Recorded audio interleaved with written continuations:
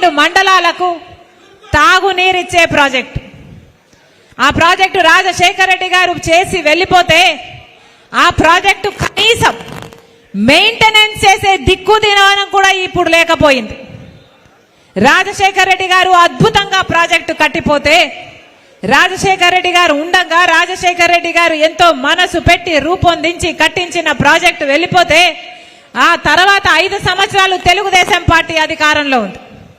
5 సంవత్సరాలు తెలుగుదేశం పార్టీ అధికారంలో ఉన్న ఆ ప్రాజెక్టు కనీసం మెయింటెనెన్స్ కూడా, యాన్యువల్ మెయింటెనెన్స్ కూడా డబ్బిచ్చిన పాపాన పోలేదు చంద్రబాబు గారు. చంద్రబాబు గారు పూర్తిగా నిర్లక్ష్యం చేశారు. ఆ ప్రాజెక్టు ఘోర స్థితిలోకి తయారై ఇప్పుడు జగనన్న గారు ముఖ్యమంత్రి అయ్యారు. ఆ 5 ఏళ్లు తెలుగుదేశం టీడీపీ పట్టించుకోలేదు చంద్రబాబు గారు. ఇప్పుడు ఈ 5 ఏళ్లు జగనన్న గారు కూడా పట్టించుకోలేదు. మరి రాజశేఖర రెడ్డి గారు చేసిన ప్రాజెక్టు కదా, మరి ఆయన వారసులమని చెప్పుకుంటున్నారు కదా, ఆయన ఆశయాలను నిలబెడుతున్నామని చెప్తున్నారు కదా, వైఎస్ఆర్ కాంగ్రెస్ పార్టీ అని చెప్తున్నారు కదా, మరి మీరు ఎందుకో ఆ ప్రాజెక్టు నిలబెట్టలేకపోయారు? ప్రాజెక్టు కట్టమని ఎవరు అడగడం లేదు. కనీసం ప్రాజెక్టు మరమ్మతులు చేయడానికి కూడా మీరు సంవత్సరానికి 1-2 కోట్లు ఇవ్వకపోతే, ప్రాజెక్టు నిలబడకపోతే ఈ రోజు ఆ ప్రాజెక్టు గేట్లు ఆ నీళ్లలో తేలుతున్నాయి, గేట్లు ఊడైపోయాయి. రాజశేఖర రెడ్డి గారి ప్రాజెక్టు కడితే కనీసం మీకు ఆ ప్రాజెక్టు మెయింటైన్ చేయడం కూడా చేత కాకపోతే మీరా రాజశేఖర రెడ్డి గారి వారసులు? మీరా రాజశేఖర రెడ్డి గారి ఆశయాలను నిలబెట్టే వాళ్ళు? మీదా వైఎస్ఆర్ కాంగ్రెస్ పార్టీ? మీది వైఎస్ఆర్ కాంగ్రెస్ పార్టీ కాదు. వై అంటే వైవి సుబ్బారెడ్డి గారు, ఎస్ అంటే సాయిరెడ్డి గారు, ఆర్ అంటే రామకృష్ణ, సజ్జల రామకృష్ణ గారు. ఇలా తయారయ్యింది ఈరోజు వైఎస్ఆర్ కాంగ్రెస్ పార్టీ. దీంట్లో వైఎస్ఆర్ గారు లేరు.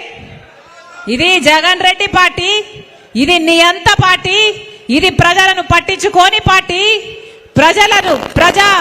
ప్రజా సమస్యలను పట్టించుకోని పార్టీ, ప్రజల ప్రయోజనాలను తాకట్టు పెట్టి బీజేపీకి బానిస అయిన పార్టీ.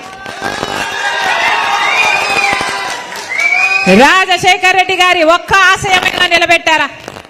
ఒక్క ఆశయమైనా నిలబెట్టారా?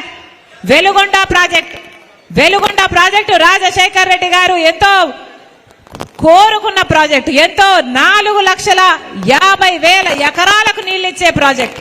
ఒక్క ఈ జిల్లాకే కాదు, పక్కన కర్నూలు, కడపకు కూడా నీళ్ళిచ్చే ప్రాజెక్టు.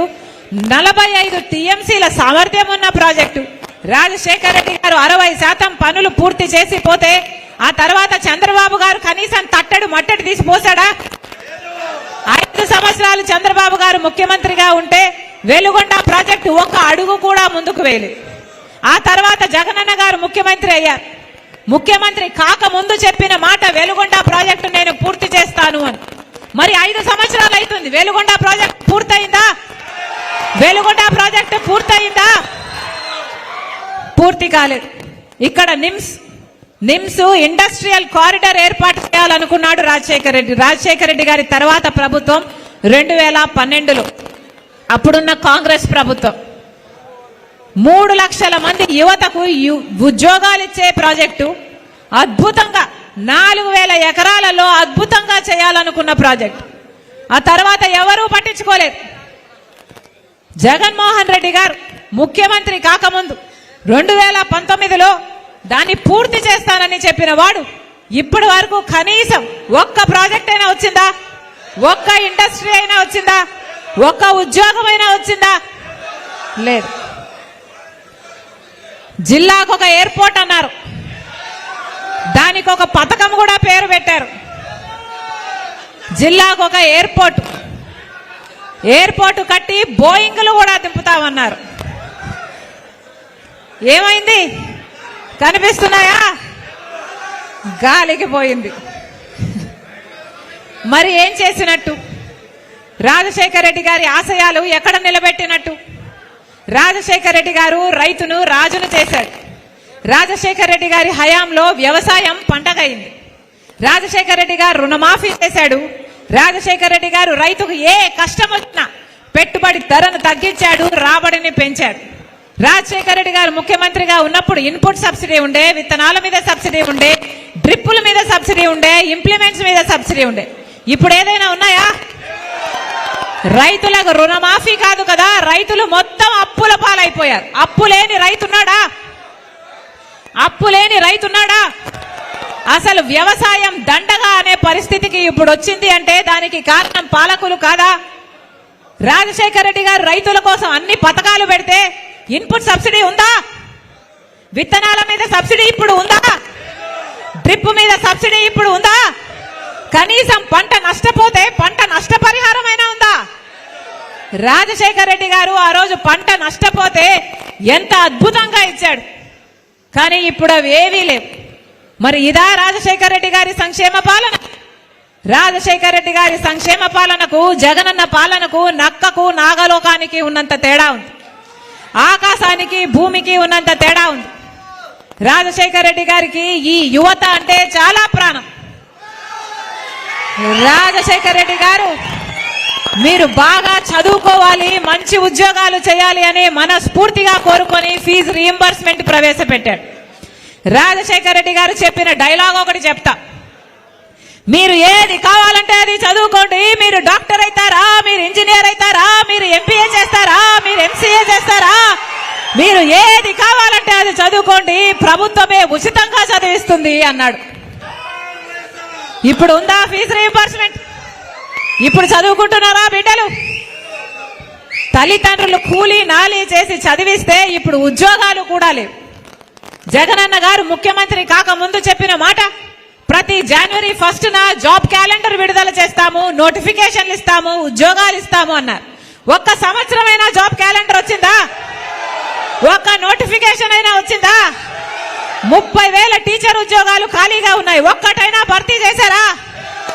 ఇప్పుడు ఎన్నికలు వస్తే ఇప్పుడు నోటిఫికేషన్లు ఇస్తాడట సారు.